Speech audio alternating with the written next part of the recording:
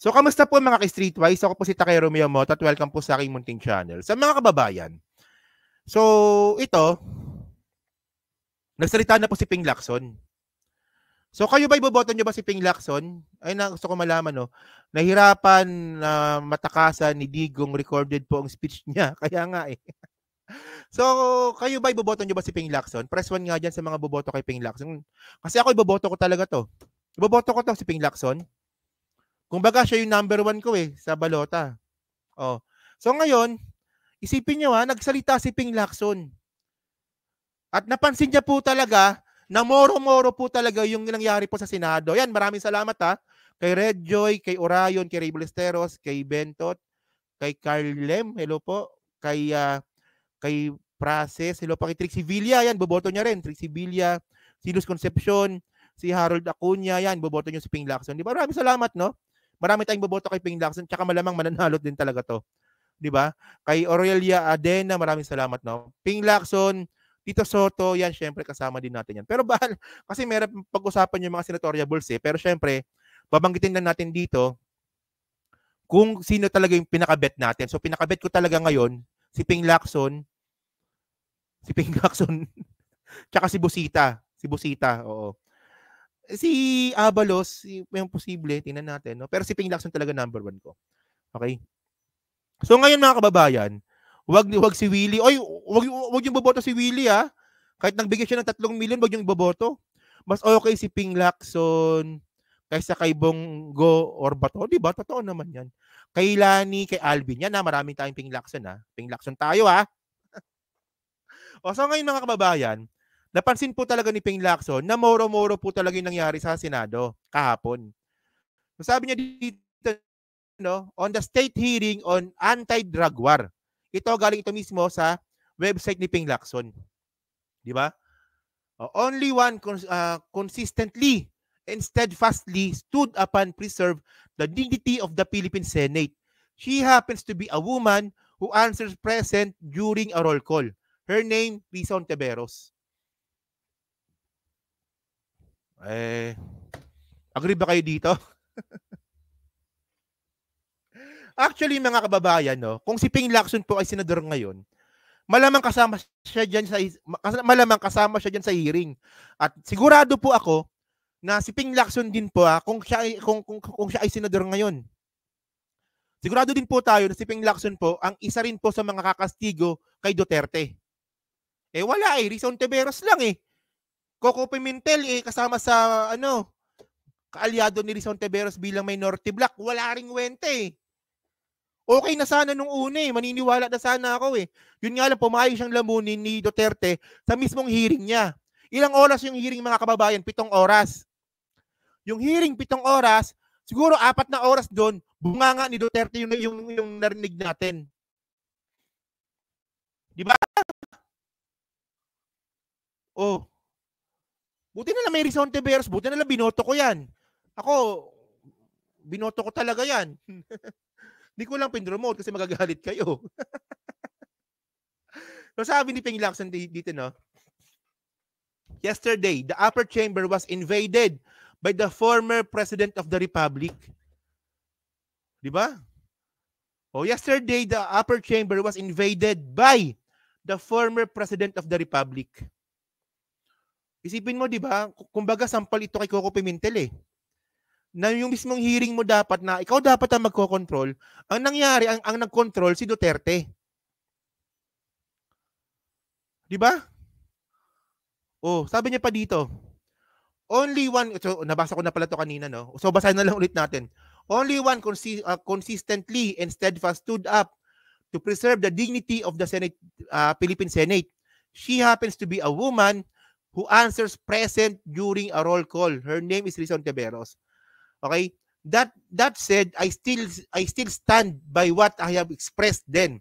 I also gave former President Duterte credit for the other good things he did while serving as president. So meron ba?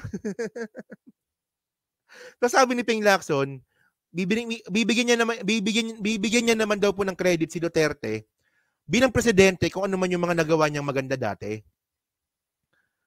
So, ano ba, meron ba? Ano ba? Wala akong maisip na maganda. Actually, ano ba? Nag-isip ako ng magandang ginawa ni Duterte eh.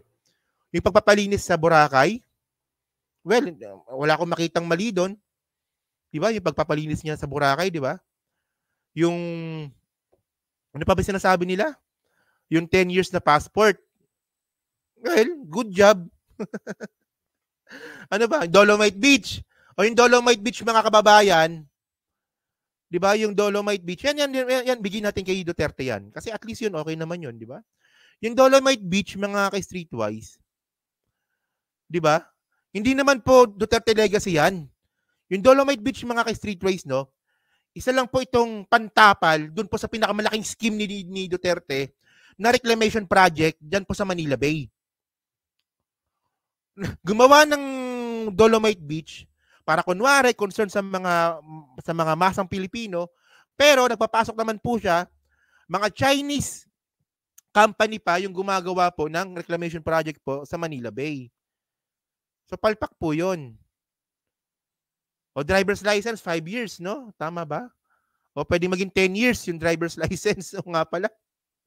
Yung driver's license pala pwedeng maging 10 years pag wala kang violation. Eh yun nga lang ako, 5 years lang ako eh. O ano pa ba? Ano pa bang maganda ginawa ni Digong? Yung permit to carry ng barel, hindi po 'yon. Hindi po maganda 'yon. Kasi nag-benefit din po si Duterte doon. Isipin niyo nung ginawa po ni Duterte yung validity po na 10 years yung lisensya ng barel, kasama po siya doon. Kasama siya doon. Bago matapos po yung termino ni Duterte, doon po siya nagpa-registered ng mga barel. O di ba? Wala yung palpak yun. Yung pagpapataas ng sweldo sa mga pulis, apparently, hindi rin maganda yun. Maganda yun sa mga pulis. Maganda yun sa mga sundalo. Okay yun, pabor tayo doon. Pero sa economy natin, palpak yun. O, tinaasan niya yung sweldo ng mga pulis tsaka ng mga sundalo, wala namang pagkukuha ng pera. Actually, na-content na natin yan eh. Nabawasan ng mga drug lords. Oh, so yung nabawasan yung mga drug lords, yung mga natira sila. Okay, continue nga natin, nawala tuloy ako. No? So sabi niya pa dito. Oh. I also give as I had likewise called him out when he was wrong. Like when he told the PNP that it was okay to receive money from illegal gambling. Sinabi pala ni Duterte yun dati. 'Di ba?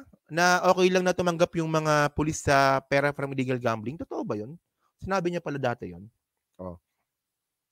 So sabi ni Ping Lacson, being consistently inconsistent as long as I fight for what is right, as one trait I learned early from my parents. So sabi niya, parents niya ulit, whose integrity and courage to go against what is wrong, no matter what cause, I have never doubted and questioned. So actually mga kababayan, ito po yung pinaka-branding po talaga ni Ping Lacson. Pag tama, tama. Pag mali, mali. Walang kaibigan. Actually, maganda yun para sa akin. Okay yun. Kaya nga boboto ko yan eh. Diba? I hate drugs pero sila pala ang drug lord. Diba? So isipin nyo mga kababayan, no? Kaya nga sabi ko nga sa inyo mga and then actually pala pinost niya pa pala yan. Pinost niya pa yan, no? So ito nga sinasabi ko mga kababayan. Actually, kailangan po talaga natin ng opposition sa Senado. Yung opposition totoo. 'Di ba? Kasi alam niyo mga kababayan, sila Bongo, sila Bato de la Rosa, nakalagay po sila sa majority. Hindi daw po sila opposition. Pero the way they act at kung paano sila mag-interact at kung ano man yung filosofiya nila sa politika, kitang-kita naman po talaga na sila po ay nagmamaskara lang. Sila po talaga ay opposition na nagtatago po sa majority. So, malungkot lang. So, ang kailangan talaga natin dito is legit na opposition. Kasi nabababoy na po talaga yung Senado, mga kababayan. Nabababoy na po talaga yung Senado. So, isipin nyo, ito yung palagi ko sinasabi eh. Ito po yung pinakapangit na lineup po ng senador. Ako, ilang taon na ako, mag-40 years old na ako, no? Pero ito po ang pinakapangit na lineup po ng senador sa buong talang buhay ko. 'Di ba? Alam ko na lang, no? So, si Tatay Diggs ang nagpatayo ng San Juanico Bridge. lang, Tatay Diggs. Tawa ako dyan sa sarcastic na yan, ha? So, ngayon, mga kababayan, no? Ito lang, bago tayo magtapos, no? Ito yung pinost ni Rizon Teberos na video na talagang, dito po talaga naihi si Digong. Problema kasi dito may sound, eh. Tignan nyo, ha? Ito. Dito lang tayo. Sige. Ako do sa nervous dito. Isipin nyo, ha? Si Rizon Teberos lang yun, pero naihi si Digong. So, ako do sa nervous dito. Sabi nyo, when you are confronted by a criminal, you must overcome the resistance. Ibig po ba sabihin na lahat ng na EJK may barel? Kasi kung gano'n, nasa na po kaya yung mga barel? Dapat may libo-libo ng barel sa custody ng PNP. You're asking somebody somewhere or to make an accounting which is not possible. That your question cannot be answered here. Kung hindi nyo kayang i-address, itatanong po namin sa PNP. Sabi nyo rin po kanina. Actually, malaking question talaga yun mga kababayan, no? Na yung 6,000 na barel, ay 6,000 na nanlaban, dapat meron din silang 6,000 na barel. O kaya itak, o kaya tubo, o kaya 2x2. Di ba? Dapat may ganon. So kapag walang pinakitang mga barel or mga armas itong crime division natin sa next hearing, di ba? So, ibig sabihin, nire-recycle lang po nila yung barel. Di ba nakuha nyo yung point? 6,000 daw yung nanlaban. So dapat yung 6,000 na yun, merong armas yun. So alam nga naman manlaban yun na na nakapagsuntukan lang, Diyos ko naman. Paano nanlaban yun nakapagsuntukan tapos binaril mo? O di ba? Pulis kayo, di ba? Pulis kayo. Mga trained kayo. Na-train kayo kung paano makipag-away. O makipagsuntukan yung adik, binaril ninyo. Parang labo naman. O kaya dapat, di ba? Dapat merong baril, merong tubo. May 2x2, may kutsilyo. Dapat may gano'n para nanlaban. Alam mo, makapagsuntukan yan. Nanlaban nakapagsuntukan tapos binaril mo. Train kayo bilang pulis, binaril mo. Gago talaga. Na you take full legal responsibility for the Nangarate. O nga, no, baka na Bruce Lee sila, no? O nga, tapos 438 pa yung barel, di ba? consequences of the drug war. Yes. Kanina rin, Yes. kanina rin sabi nyo, maraming mali. No? So, halimbawa, si Kian De Los Santos, menor de edad, hindi armado, nagmamakaawa, pero pinatay ng mga pulis sa drug war. Oh. Do you take responsibility for the death of Kian De Los Santos? The criminal act, hindi naman siguro. The death. Kita nyo, alam ko na panood yun na to eh, di ba? Pero, nag-way of the dragon, no? So, isipin nyo, di ba sabi ni Duterte, lahat ng responsibility sa akin yan. Kung may ginawang mali ang mga pulis, I will take all the responsibility. O so, ngayon tinanong siya ni Rizon Teberos, itong namatay na to si Kian De Los Santos, ibig sabihin, kasalanan mo to. Hindi namin sagot niya dito. You take responsibility for his death. Walang maniwala na abogado sa akin yan. That Hindi would po, be sir. a long shot. Hindi po Diba? abogado. Nandito pa lang tayo I sa was Senado, hindi sa referring Korte. to the policy na ginawa ko para sa mga pulis. Yes, Sabi sir. At ko, nagbunga for that, yung I polisiya. take full responsibility Yes, for and that. what about yung bunga ng polisiya na libo-libong namatay kasama O di ba? Kita niyo ha, bumilib si Ping Lacson dito, nag-iisang babae. Doon sa committee na yan, siya yung gumisa kay Duterte. Di ba? Ang layo ng sagot, no? si Kian De Los Santos? Do you also take full responsibility for that? Because in October 2020, na-quote po kayo na sinabi nyo, if there's killing there, I'm saying I'm the one. You can hold me responsible for anything, any death that has occurred in the execution of the drug war. Nung October ulit, October 21, nung 2021 naman, in a Reuters interview, kinwote kayo na sinabing, if there is any person who is going to prison, it would be me. I assume full responsibility. So, do you assume responsibility for the death of Kian De Los Santos? Mr. No. Chair. No. How about Ala- si Carl Kita mo. Akala ko ba kanina sabi ni Digong, he will take the responsibility lahat. Tapos ngayon naman daw, hindi na daw. Sabi ko sa inyo pag ako dides, mumukha na akong tanga dito Yun naman yan. Sabi niya nung una, yung pagkakamali ng pulis, kasalanan ko yan. I'll take all the responsibility. Tapos nung tinanong siya ni Rizal Tiberos, no. Anong klase yun? Alam mo, ma'am, Nunez. before you rumble on those many things. No, I'm not rambling. Walang rumble dun. Words mo yun Mr. Chair, very specific yung mga tanong ko. Specific ang law. Guilt is personal. Tanong ka muna ng abogado. Okay lang po. Kayang-kaya kong magtanong sa abogado. Sige, tanong ka itanong muna ko ngayon po. before we proceed. No. Hindi tayo I magkakaintindihan have prepared dito. these questions with my Guilt legislative is staff. personal. Yes, it's very personal. Hindi So, mo pwedeng ipasa sa iba yan. no, hindi po ito pagpasa. Ah, Iniimbestiga kaya nga. po ng Blue Ribbon yung war on drugs at yung naging bunga na extrajudicial killings dyan. And I am basing my question dun sa mga sinabi ninyo repeatedly. Guilt is personal. Personal mo yung mukha mo. Guilt is personal. Ano yun? Anong klaseng papalusot yun?